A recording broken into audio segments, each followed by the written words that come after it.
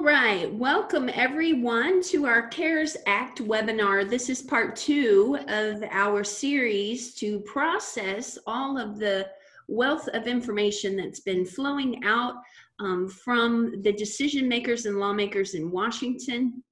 My name is Shannon Reed. I am the Executive Director of Montgomery Area Chamber of Commerce, and it's my privilege and pleasure to be working with our businesses through this time.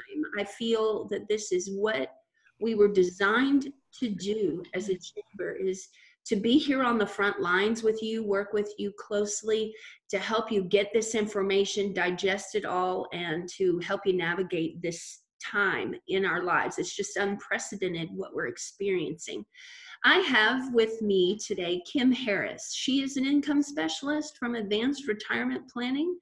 She is a wealth of knowledge herself. She works with individuals here in the Montgomery area and the greater Montgomery County area as she works with them on their strategies, but she has been instrumental to collect the information during this time, and we've been working closely together. I just think we make a powerful team, Kim. I've enjoyed working with you on this, and she is going to take the lead in our workshop today. Last reminder for those of you just joining us, you'll leave your microphones muted, please. That way, if we have any outside or background noise, it won't startle or cover up Kim's presentation. And also, if you wouldn't mind, please put your questions as we go in the chat wall, and I'll be watching for those and make sure that we cover all of those as we go through the presentation. Kim will be recording this for us, and we'll have it for later digestion as well. So that will be great. We'll make sure that we have those resources made available on our chamber website so you can go back. And Kim is going to mention this in probably just a moment, but I will preface this as well. The information we get is changing on a daily, sometimes hourly basis. So please keep in mind that disclaimer that we want to make sure you understand is what we share with you today is definitely valid as of March 31st, 2020, and it could all change tomorrow, but Kim and I have even prepared ourselves to make this perhaps an ongoing presentation that may have to happen multiple times as things progress and change in this season. So with that, I'll stop rambling now, and I'm going to introduce and turn it over to Kim Harris. Thank you and welcome, Kim.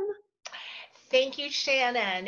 It has been a pleasure to work with you, and I know that Shannon and I over the last several days have been viewing and reading multiple volumes of information as they come out, and we are so happy to be here sharing with you, hoping that we can help make this new normal a little bit easier for all of you. So I'm going to get started, and our focus today is upon economic issues, not health or safety. And as Shannon said, information is believed to be reliable but is subject to change.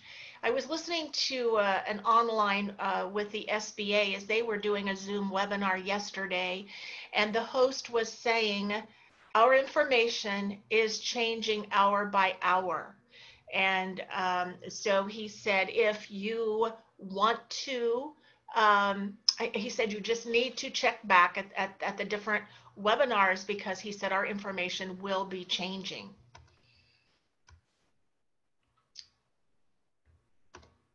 So we're going to talk about government actions, both from the federal government and the state of Texas. So Texas could benefit from $27 billion from the CARES Act, and below are the numbers on how it would be split up. So we're going to talk about payroll protection. It's also referred to as PPP, EIDL, the Economic Injury Disaster Loan, We're going to be talking briefly about unemployment benefits and tax credits. And again, as Shannon said, please use your chat. Type in your questions as we go, and she will either interrupt and we will answer your question then, or we will wait till the end to answer your questions. So the Payroll Protection Program is a specific limited scope targeting payroll, rent or mortgage, and utilities. Now, who is eligible? There's a lot of small print in here, and I hope you all can read it, because this is really geared to 500 employees, whether you're full-time, part-time, or really any other status with a business. 501(c)(3)s with fewer than 500 employees, an individual who operates as a sole proprietor, an individual who operates as an independent contractor, an individual who is self-employed who regularly carries on any trade or business. And there are special rules, and Shannon has the links that I used to prepare this, where you can go and you can view all of these things that I'm pulling up and read them for yourself. So how much can you borrow? Loans can be up to 2.5 times the borrower's average monthly payroll, not to exceed 10 million. Now this is important because there's excluded payroll costs. Excuse me, an individual whose annual salary is over $100,000. Payroll taxes, railroad retirement taxes, income taxes, those are excluded. An employee whose principal place of residence is outside the United States. And qualified sick leave wages. Those are the excluded payroll costs. So how do I calculate my average monthly payroll costs? You take your sum of included payroll costs minus the sum of excluded, and that equals the payroll that you will be able to utilize. I need to move my bar to the top here so I can see my whole screen. Okay.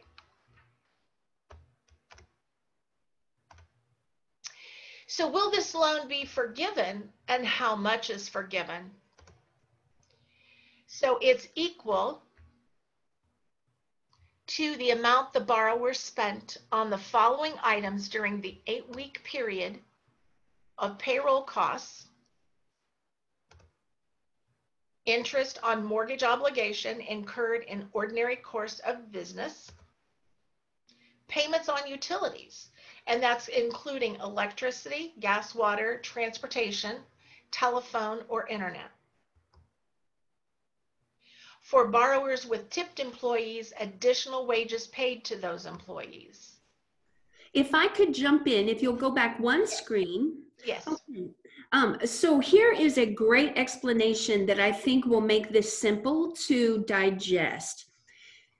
2.5 months of payroll that you estimate is approximately 10 weeks worth of payroll costs.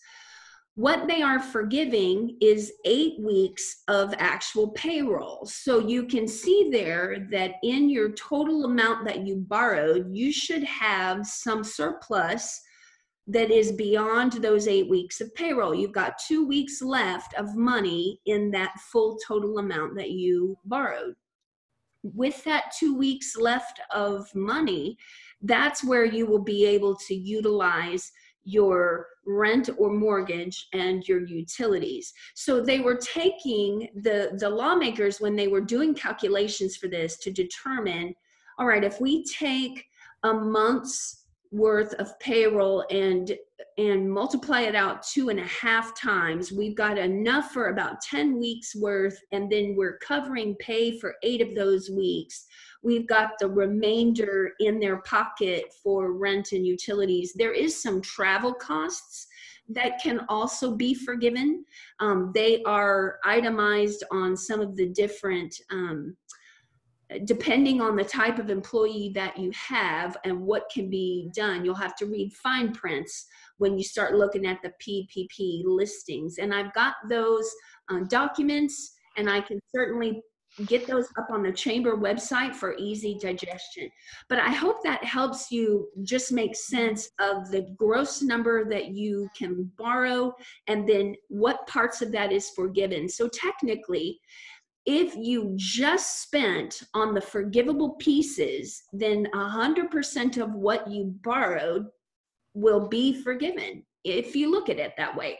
But there are opportunities in the Paycheck Protection Program. Those are the only items you can use it on anyway. So they should be 100% forgiven when it's all done. Okay. All right, Kim. Okay, another item that I want to bring out is the way that you apply for Payroll Protection Program is through the SBA.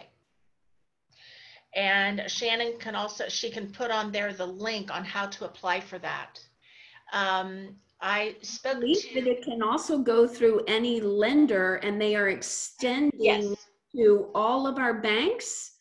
They're extending to all of our banks the relationship to SBA, even if they weren't formerly an SBA lender.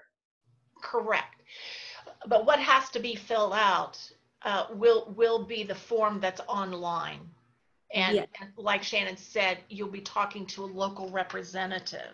Kim, we have a question in from Yes. Ken Tomet, and he says, when you say payroll costs, are we talking net payroll or gross payroll? Now, remember, on the exclusions, if you'll go back to that page, Kim, Yes. there are some exclusions. So you will take your total and remove those exclusions, and you will come down to the payroll that you will calculate from.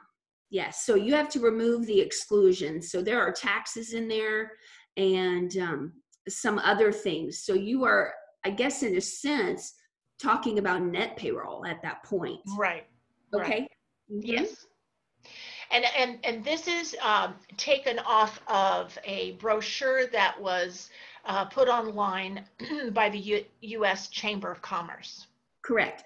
Yes. So when you're taking gross payroll and you remove all of these exclusions, you will end up with the net payroll that they will calculate from for 2.5 months. Correct. Okay, very good. Let's All right. move on to EIDL. Are there any other questions from PPP before we continue? Looking good. Okay, we're ready.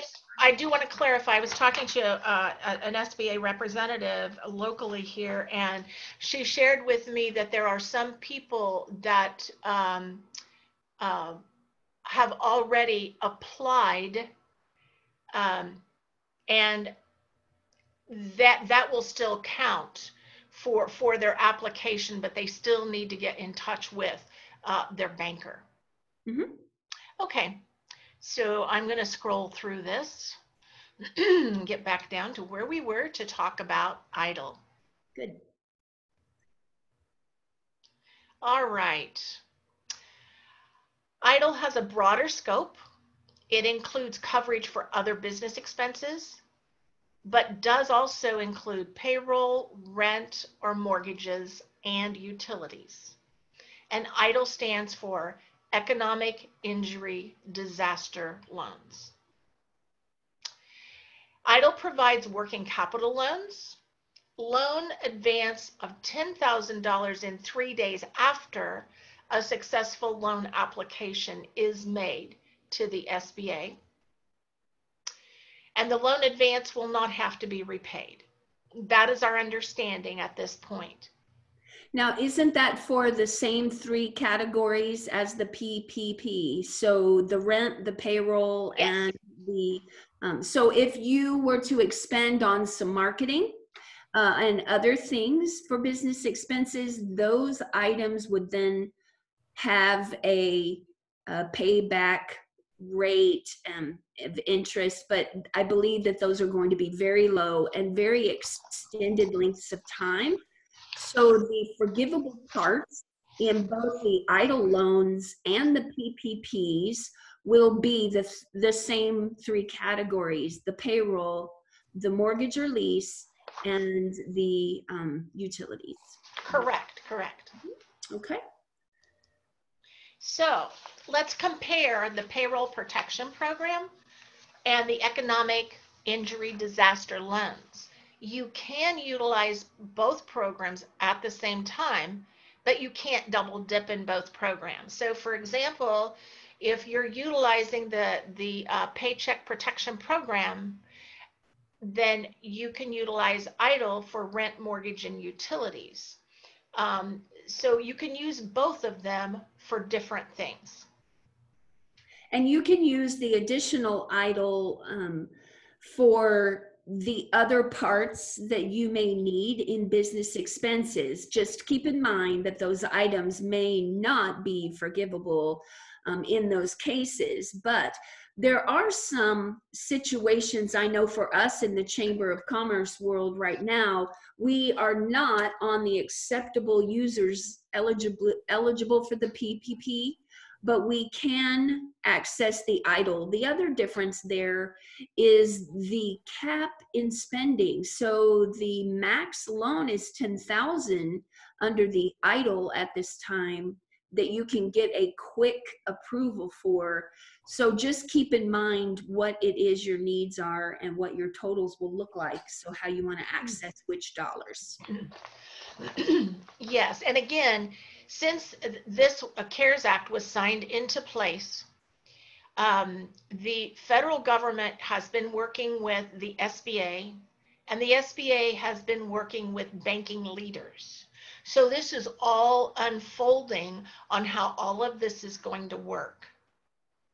I'll give you a perfect example. I was reaching out to my branch managers yesterday here in the Montgomery area for when they were going to have their PPP and accessible to the community, to the public. And none of them, with the exception of Spirit of Texas Bank, were ready to receive any applications. And I'm not even sure if Spirit of Texas was quite fully functional yet, because as our understanding from Washington, D.C., they're saying by Friday, everyone will have their ducks in a row. So as I was reaching out to the branches who didn't have their instructions yet, by the end of the day, I was already getting messages from those banks saying that they were rolling out their programs. So everyone across the board needs to take a deep breath. And we are going to have to stand in line for a little bit, but we need to give them the opportunity to get things situated and organized. This is on a massive nationwide scale that they are having to make these programs accessible to the public. So there's a lot of fine tuning that they need to finish. Yes. We're going to briefly touch on Texas Workforce Commission for Unemployment. There is chargeback protection for unemployment benefits. There is a 1 week waiting period for the 1 week waiting period has been waived. I didn't put the waived in there. And there is a shared work program that allows for partial unemployment benefits. So one of the biggest questions that has come up for small businesses in our community, and I know several have already had to close their doors and send their employees home.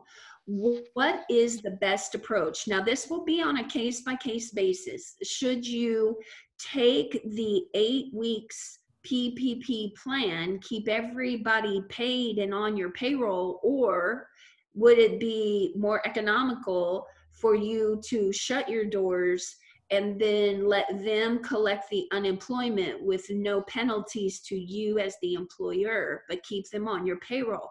So you're going to have to determine the amount of people, the dynamics of keeping your business open and on limited staffing with this uncertain time that we're in. So those are decisions that are going to have to be individually reached. And I think the best approach would be to run the numbers both ways and see how your employees do. If you can find ways to maybe you have several employees doing this similar job. Maybe they are a stocker, or maybe they're a waiter, that if they were reduced to hours and now they're just sharing small hours of running stuff out to the car or doing delivery or whatever the case may be, maybe you can find a way to get them on that shared work plan, shared work program, and keep them on your payroll instead of doing the PPP. We'll see. Yes. And if you do a mass layoff, the TWC has a rapid response unit that can help you with that.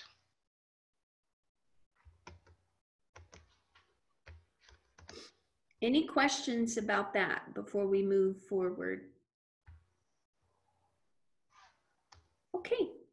All right. Also keep in mind that we have payroll tax relief in the form of tax credits for companies with 500 or less employees. It's 100% dollar for dollar credit for costs of providing leave to employees, up to 80 hours paid sick leave and child care, includes health insurance costs, and it's equivalent credit for self-employed on 2020 tax filing. My understanding is that the tax credits can be used in conjunction with PPP and EIDL.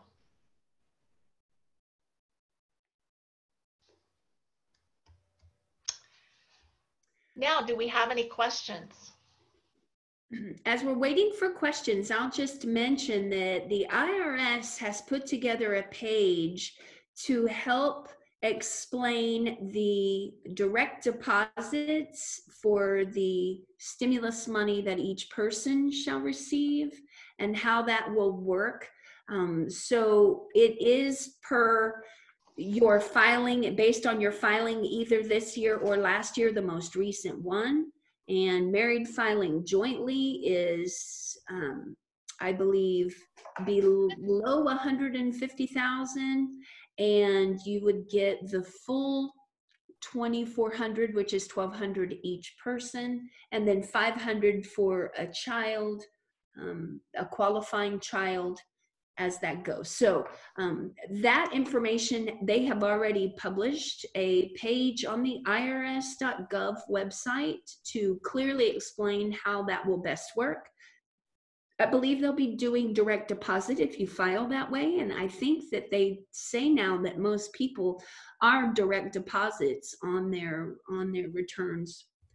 And that's different than the payroll tax credits. Correct. Yes. Mm-hmm. Okay, any other questions? Y'all are being awfully quiet. Yes. We have lots of people here and we would love to help answer any questions that you may have or certain scenarios.